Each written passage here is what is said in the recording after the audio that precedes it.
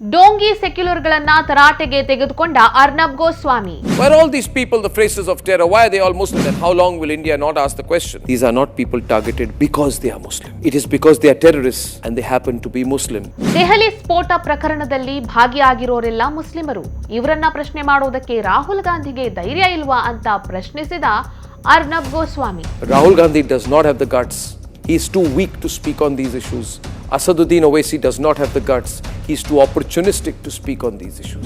ಈ ಉಗ್ರರ ಬಗೆಗಿನ ಸೋ ಕಾಲ್ಡ್ ಪ್ರಗತಿಪರರ ಜಾಣ ಮೌನವನ್ನ ಖಂಡಿಸಿದ Arnab Goswami. The university has no connection with the said persons. Of course it does. No connection. Of course it does.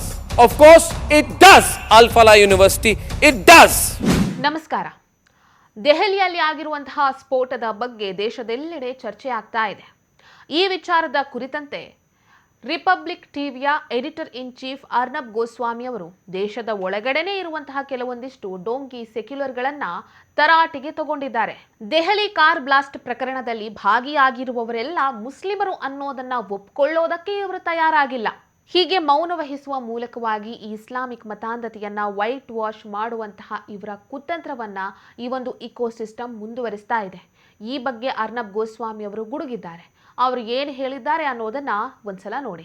And the biggest problem in this country is fraud secularism, ladies and gentlemen. Fraud secularism, pseudo secularism, fake secularism, cheap fraud secularism, ladies and gentlemen. Why are all those who have been caught in terrorist incidents Muslims? Why are all these people the faces of terror? Why are they all Muslim? Dr. Muzammil Shakil, Dr. Adil Ahmad Rathar, Dr. Shaheen Shahid, Dr. Umar Nabi and Imam Irfan Ahmad. And how long will India not ask the question? Why are all of them Muslims? The cleric from Shopia, Maulvi Irfan Ahmad, in touch with his Pakistan-based Jaish handler, Umar bin Khattab, alias Harjullah, Muslim.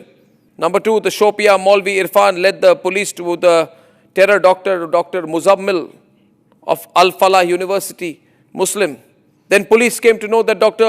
Muzammil, Dr. Adil and Dr. Umar were storing weapons in two separate houses in Faridabad. And that Maulvi Ishtiaq was handling the Faridabad operations, all Muslim. Mewat cleric Hafiz Muhammad Ishtiaq arranged the logistics in Faridabad, from where 3 tons of explosive materials were recovered.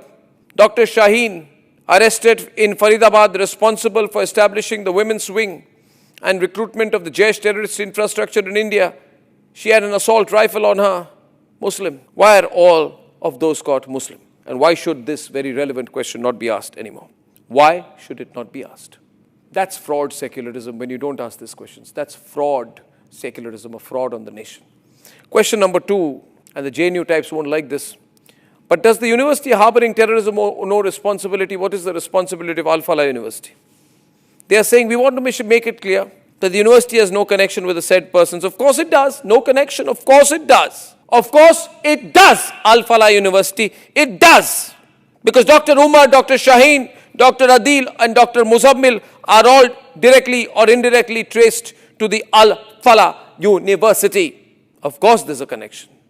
How does a university think it will get away? 7 suspects, all with links to Jammu and Kashmir, have been arrested. Police are investigating whether the Al Falah University laboratory facilities were used to synthesize any of the explosives. Not concluded yet. But when the university faculty and students run a full-blown ISIS and Jaish network from within the university, how can the university say it's not responsible? These are questions, ladies and gentlemen. Please remember, only the Republic Media Network is asking, because only the Republic Media Network is a nation-first network. Muslim ಮಹಿಳೆಯರು ಸಹ ಮತಾಂಧರಾಗ್ತಾ ಇರೋದ್ರ ಬಗ್ಗೆ ಈ so called ಪ್ರಗತಿಪರರು ತುಟಿಕ್ ಪಿಟಿಕ್ ಅಂತ ಇಲ್ಲ. ಮುಸ್ಲಿಮರಿಗೆ ಏನಾದರೂ ಹೇಳಿದ್ರೆ ಪಾಪ ಅವರು ಬೇಜಾರು ಮಾಡ್ಕೊಳ್ತಾರೋ ಏನೋ ಅನ್ನುವಂತಹ ಭಾವನೆ ಇವರದ್ದಾಗಿರಬಹುದು. ಅಷ್ಟೇ ಅಲ್ಲ, ಇಂತಹ ಉಗ್ರರ ಬಗ್ಗೆ, ಅಲ್ ಫಲಾ ಯೂನಿವರ್ಸಿಟಿಯ ಬಗ್ಗೆನೂ ಇವರ ಮೌನವನ್ನ ಅರ್ನಬ್ ಗೋಸ್ವಾಮಿ ಅವರು ಖಂಡಿಸಿದ್ದಾರೆ. ಇಂತಹ ಇಸ್ಲಾಂ ಮೂಲಭೂತವಾದಿಗಳ ವಿರುದ್ಧ ಮಾತನಾಡೋದಕ್ಕೆ ರಾಹುಲ್ ಗಾಂಧಿ ಅವರಿಗೆ ಗುಂಡಿಗೆ ಇದೆಯಾ, ಅಸಾದುದ್ದೀನ್ ಓವೈಸಿ ಅವರಿಗೆ ಧೈರ್ಯ ಇದೆಯಾ ಅಂತಾನು ಅರ್ನಬ್ ಗೋಸ್ವಾಮಿ ಅವರು ಪ್ರಶ್ನಿಸಿದ್ದಾರೆ. ಅವರು ಏನಂತ ಪ್ರಶ್ನೆ ಮಾಡಿದ್ದಾರೆ ಅನ್ನೋದನ್ನ ನೀವು ನೋಡಿ. We must be honest about it. The radicalization of Muslim women is a reality. The fraud secularists will not ask this question because they are embarrassed to talk about radicalized Muslim women. Dr. Shaheen from Saharanpur, in connection with the Jaish women wing, Jamaat ul Mominat, Jamaatul Mominat or something like that, is a Muslim. She had an AK, Krinkov rifle, a pistol, live ammunition cartridges.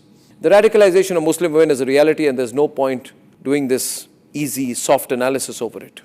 But last question which will be asked, who are these people who hate Bharat? Why do these people hate India? You know why they attack the Indian parliament? Because they hate the Indian parliament, it's a symbol of Indian democracy. They hate India.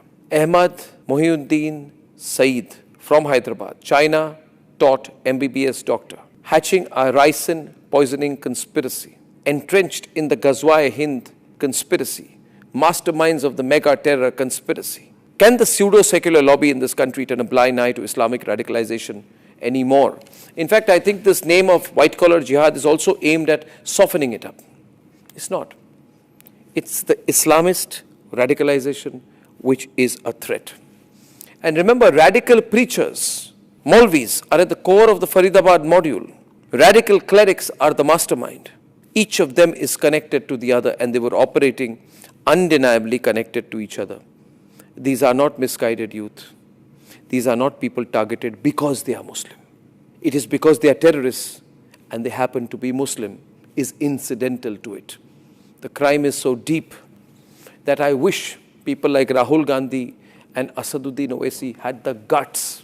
But Rahul Gandhi does not have the guts. He is too weak to speak on these issues. Asaduddin Owaisi does not have the guts. He is too opportunistic to speak on these issues. They don't have the guts to say hit the streets in protests against Islamist radicalization.